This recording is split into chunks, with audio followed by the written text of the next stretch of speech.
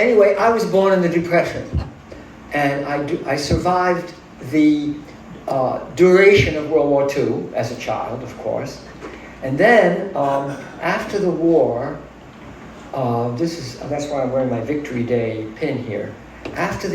Suddenly everything changed. So I call it the Depression, the duration, and then the repression.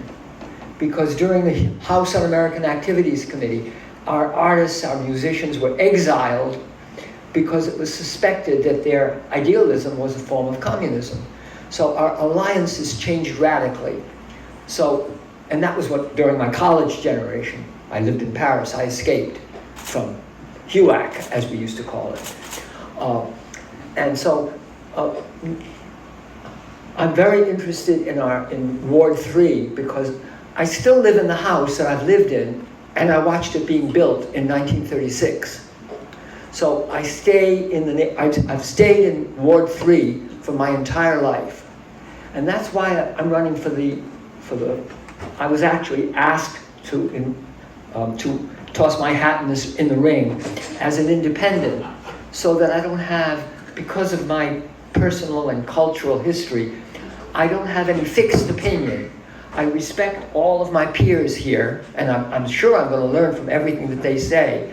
But I think our country is too polarized, and we hate our enemies. Well, it's a good way to hate your enemies, but there's also a much better way to have a conversation with them, and to respect them, and to try to understand them. So the various chapters of my life have that in common. Yesterday, I was in New Haven at my alma mater. I graduated. I've been teaching at Rhode Island School of Design since 1957. It's the longest career in the history of the college. But how did I get there? Via Yale first.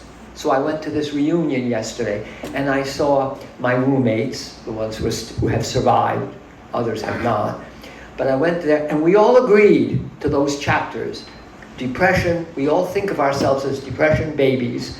We all think of ourselves as patriotic boys in public school. I guess I have to stop.